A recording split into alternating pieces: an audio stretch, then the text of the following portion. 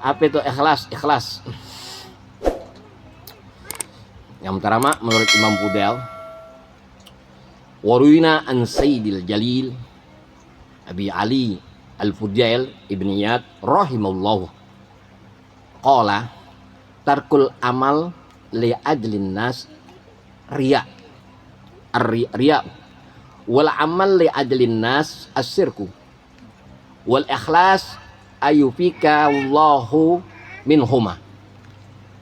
Ikhlas menurut waliullah pada masanya, pada zamannya, seorang Sayyid Al-Jalil Imam Fudail bin Iyad, kata beliau, tarkul amal li ajlin nas, meninggalkan amal karena manusia itu riya. Ninggalin amal karena manusia riya. Ya. Ini kan ngaji kenapa? Nggak enak, ada teman aneh baru datang.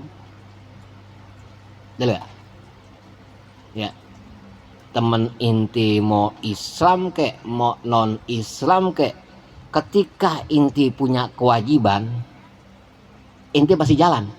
Inti kena ke sholat kenapa? Ada teman aneh. Tapi kalau urusan dunia, teman inti datang, teman inti pasti nawin. Gila urusan dunia nih, teman inti datang pas inti waktu mau jalan kerja. Inti pasti ngomong, gue mau kerja nih, lu datang gini hari. Betul? Kenapa kita nggak bisa ketika waktu, ya kebiasaan kita pada waktu inti ngaji atau melakukan sholat 5 waktu atau inti sedang puasa, kenapa inti nggak bisa ngomong sama teman inti atau inti ajak teman inti, yuk ngaji yuk, nih hari malam gue ngaji. Kenapa inti nggak pernah ajak berbuat baik? Ketika inti kerja, maaf nih ya, gue mau kerja, betul? Pasti inti ngomong kayak gitu, ya kan? Tuh, saat itu teman inti nggak kerja lagi, sombong lo, baru kerja aja sombong, betul nggak? Ya, kan tanpa disadari orang tadi riya, meninggalkan amal karena manusia itu riya. Wal amal li ajlin nas, beramal karena manusia. Ya, dia beramal karena manusia. Contoh lagi, ya, dia jalan ngaji, atau dia ibadah, atau dia puasa. Yang mana jalan ngaji dia ibadah, dia puasa untuk dipandang oleh manusia. Dia pengen dilihat manusia. Ya, biar dikata begini begitu, biar kata begini begitu, ya kan? Ya, biar dikata seorang hamba yang soleh. Ya, inti melakukan apapun kebaikan, nanti dijelaskan oleh Al-Imam Zinun Al-Misri, nanti dijelaskan. Inti apapun yang inti lakukan, segala amal-amal perbuatan yang inti lakukan, lupain. Ya, itu melakukan apa kebaikan, lupain. Ya, biar nggak timbul sifat daripada ya kita nggak merasa, biar kita nggak ada keinginan untuk dilihat manusia. Ya, karena lihat manusia sih. Wal ikhlas ayufikallahu minhuma. Ikhlaslah yang menyembuhkan kedua penyakit riya dan penyakit syirik. Wa anjinun Al-Misri rahimahullah, menurut seorang waliullah lagi, Al-Imam Jinun Al-Misri, salah satu min alamati ikhlas, min alamatil ikhlas, ada 3 alamat ikhlas. Nih, alamat orang ikhlas itu ada 3. Istawa al-madhi waz-zami minal am. Ya. Dia mau dipuji kek, dia mau dicaci kek kepada orang banyak, dia nggak pikirin. Pujian yang datang kepada dia, cacian yang datang kepada dia, tetap dia berangkat untuk ngaji, tetap dia berangkat untuk kerja, tetap dia melakukan apa kebaikan tadi, tetap dia melakukan apa yang diperintahkan orang tua. Dia nggak pandang tuh, ya, dia nggak ada harapan pujian, dan dengan cacian segala macam apapun nggak pernah nggak dihirau. Bro, dihiraukan semua udah, nggak dipikirin udah. Tuh ikhlas pertama. Lu mau kata apa kayak gue? Itulah seorang manusia besar yang punya kerajaan yang sangat besar. Kerajaan yang sangat besar cuma satu di dunia ini, di langit dan di bumi cuma satu yang punya kerajaan besar. Kerajaan siapa? Hah? Singgasana yang besar, kerajaan yang besar cuma satu. Kerajaan singgasana yang mulia Nabiuna baginda besar Muhammad sallallahu alaihi. Oh. Ya. Kayak gimana ya Rasulullah sallallahu alaihi wasallam? Ya, dicaci sama pamannya sendiri. Ya, dipuji segalanya, nggak pandang Rasulullah mau caci gua kayak lo mau puji gua, semata-mata apa yang dibawa oleh Rasulullah sallallahu alaihi wasallam karena Allah Subhanahu wa taala, perintah Allah Subhanahu wa taala. Ya, itu lepas tuh, itu ngaji nggak ada ente rasa, ketika ada rasa pujian ente istighfar kepada Allah taala. Dipuji, ente begini istighfar kepada Allah taala, dicaci ente seneng. Ya, hanya orang yang dicaci lah, yang dihina, yang dia angkat derajatnya ya Allah Subhanahu wa taala. Dicaci dimanapun dicaci, dia akan diangkat derajat Allah Subhanahu wa taala. Yang pertama itu. Yang kedua, menurut Al-Imam Jinnun Al-Misri rahimahullah, amin Allahumma. Apa yang kedua? Wa nisyanun ru'yatul a'mali fil a'mal.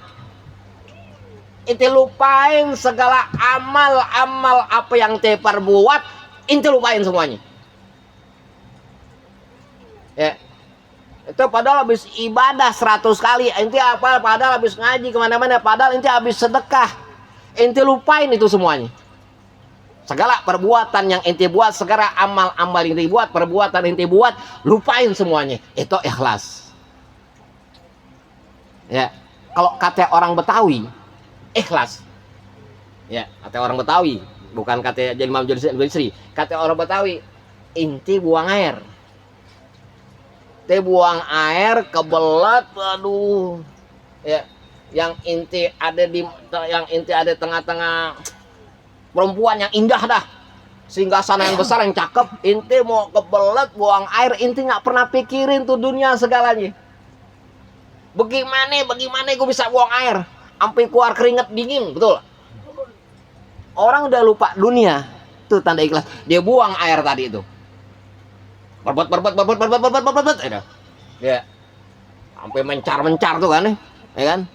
Ya, dia senang dia nggak lihat di mana tempatnya. Yang penting dia bisa buang air. Ada air kagak. Ya, karena dia tahu, dia ikut ajaran, dia tahu, dia pernah menuntut ilmu, nggak ada air dia bisa pakai batu. Gitu kan? Dia ke batu. Ya, dia bingung di mana nih. Ya, dia lagi acara besar lagi. Dia tahu basement sepi. Yang main basement sepi kan? Wah, kebun jauh.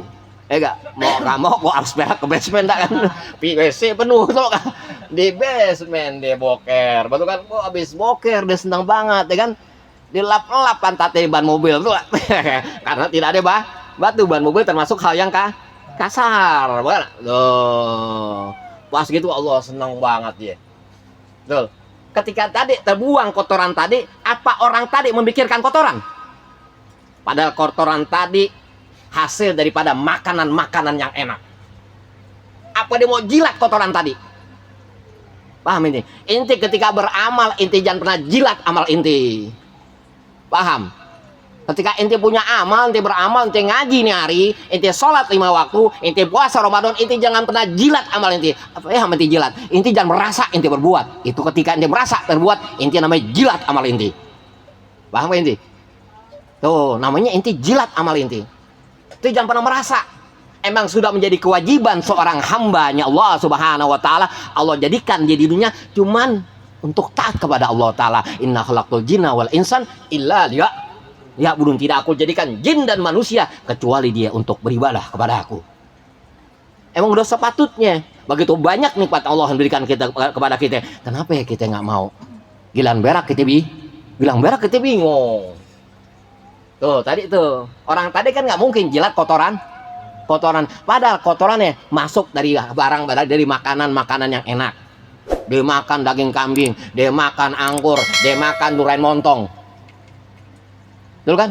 apapun yang lezat makanan dimakan semuanya. Apa ingat tuh dia tarik ke war tadi tuh? Ya, dia nggak ingat, dia akan lupakan semua. Itu kata orang Betawi. Dikiaskan kayak gitu. Itu namanya kelas nggak mungkin. Makanya kata orang Betawi, kata Imam Jilal Misri, apa yang kata Jilal Misri tadi? Wanisyanu ru'yatil a'mali fil a'mal. Kita lupakan segala amal yang kita perbuat. Jangan amal tadi kita jilat. Ya, jangan pernah berbangga dengan amal, hilangkan semua. Seakan-akan kita nggak berbuat. Itu habis sedekah, itu jangan bicarain udah. Ya, makanya sedekah yang bagus sedekah siri, amal yang bagus amal sir. Orang nggak tahu kita berbuat, ya kan? Itu biasa aja, ya kan? Padahal ente sering berbuat segala biasa aja. Akhirnya yang ingin orang tahu akhir kematian ente, baru orang pada tahu. Kisah daripada siapa? Anak Sayyidina Husain, Sayyidina Ali Zainal Abidin, subhanallah. Sayyidina Ali Zainal Abidin luar biasa. Sayyidina Ali Zainal Abidin, orang nggak tiap malam Sayyidina Ali Zainal Abidin, yang mereka katakan Abi Muhammad, ya subhanallah. Ali Zain tiap malam beliau, ya cucu daripada baginda Muhammad sallallahu alaihi wasallam. Siapapun keturunan Nabi Muhammad sallallahu alaihi wasallam, dia mulia. Oh, dia goblok, dia mulia karena dalam dirinya ya ada darah baginda Muhammad sallallahu alaihi wasallam. Setiap hari Al-Imam Ali, Sayyidina Imam Ali Zainal Abidin, ya Ibn Sayyidina Husain radhiyallahu anhu, setiap hari sedekah siri ke rumah-rumah, dia ngasih gandum tiap malam selama hidupnya. Ya, beliau ahli ibadah sampai beliau nggak berasa rumahnya kebakar. Saking nikmatnya ibadah kepada Allah Subhanahu wa taala. Nggak lama beliau pulang ke rahmatullah. Beliau meninggal pulang ke rahmatullah, pundaknya kanan kiri bercap hitam. Ya, pas dimandiin dilihat, dibuka bajunya, pundaknya bercap hitam. Subhanallah, kenapa sih Dina? Ya, cucu daripada Rasulullah SAW, pundaknya kanan kirinya bercap hitam. Karena setiap malam bawa gandum bertonton berkilo-kilo, dia bawa sendiri, dikasih tetangganya.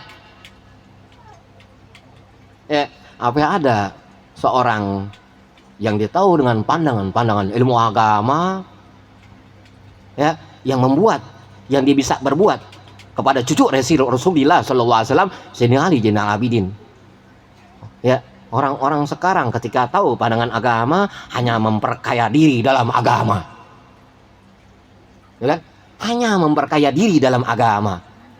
Tapi nggak pernah berbuat. Apa yang dibuat bukan Rasulullah dah, ame cucunya Nabi Muhammad sallallahu alaihi Allahumma sholli wa sallim wa barik. Subhanallah. Apa yang ada? Hanya pandangan-pandangan yang indah, tapi tidak ada perbuatan yang indah. Dilihat nggak lama tetangganya malam nggak ada yang bawain makanan. Malam nggak ada yang bawa makanan tetangganya tuh. Bingung, nggak taunya setiap hari, setiap malam yang bawain makanan, yang bawain gandum, ya cucu baginda Muhammad SAW, anak daripada Sayyidina Husain radhiyallahu anhu, Sayyidina Ali Zainal Abidin radhiyallahu anhu, amin Allahumma subhanallah. Kan luar biasa tuh. Dia nggak pikirin apa yang dia berbuat, ya ru'yatul amali fil amal, dia lupain segala amalnya semuanya. Ya, hidup tuh yang penting endingnya hidup apaan? Mati. Ending daripada hidup mati. Ketika kematian kita orang kehilangan, berarti dia manusia. Nih maaf kata orang meninggal nggak kehilangan, repot. Orang meninggal nggak kehilangan, repot. Orang meninggal biasa aja tuh, tetangga, masyarakat biasa aja, repot.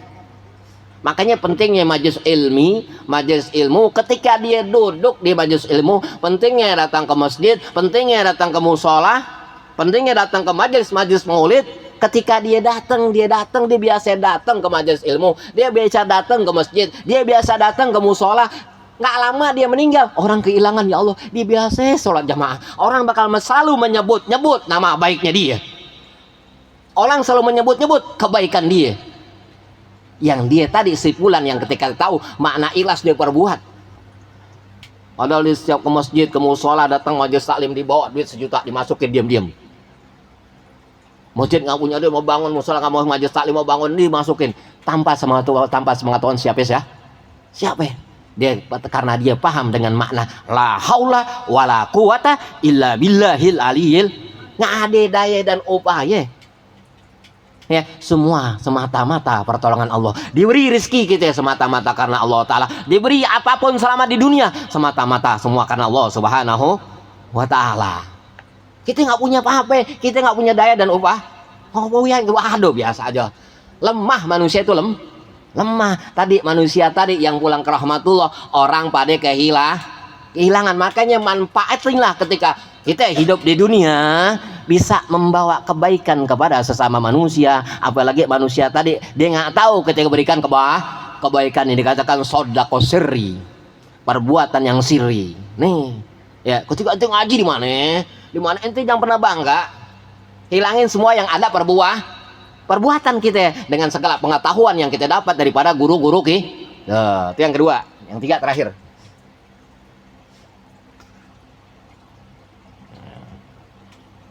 yang ketiga kata beliau Al-Imam Jinun Al-Misri, kata beliau ikhlas itu ada 3 ya.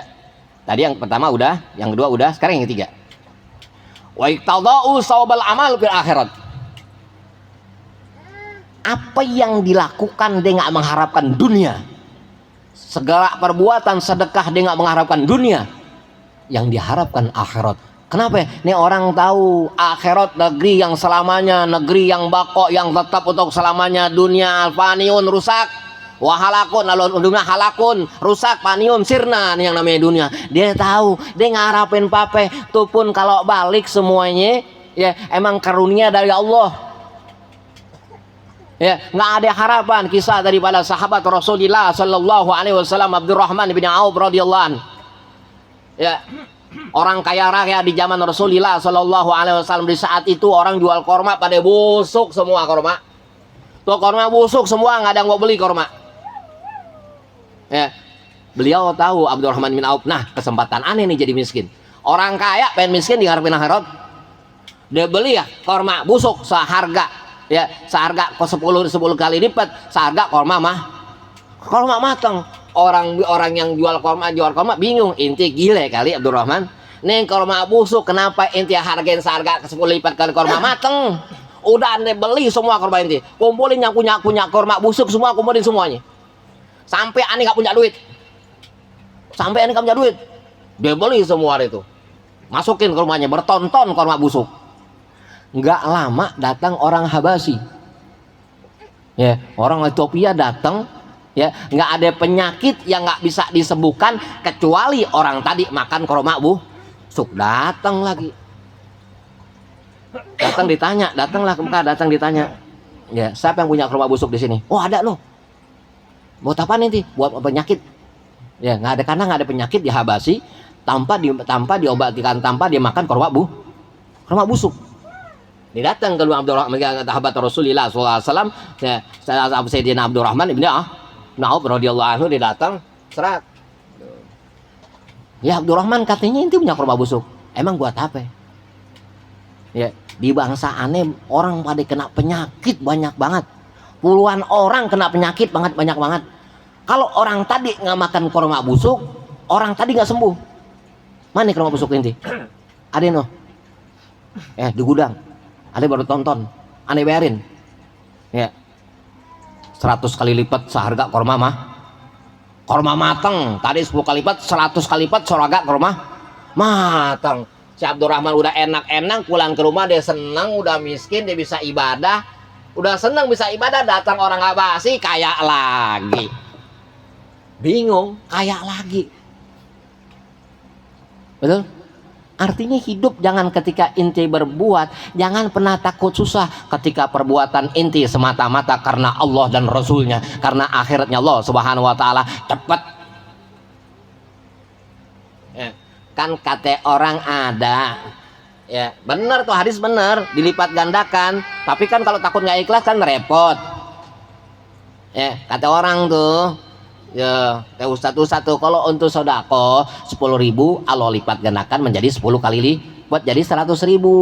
Takutnya orang tadi nggak kuat iman ngarepin, nanti orang tadi nggak dapet jadi kecewa sama Allah Taala, akhirnya ditinggalkan segala perintah Allah Subhanahu wa Taala. Makanya satu lah kita ibadah, kata Imam Jinun, ibadah semata-mata karena satu. Yang ketiga yaitu wa iqtadal sawal amal fil akhirat, mengharapkan amal tadi bisa mendapat ganjaran daripada nanti di akhiratnya Allah Subhanahu wa Taala, karena akhirat negeri yang bako, negeri yang tetap, negeri yang selamanya.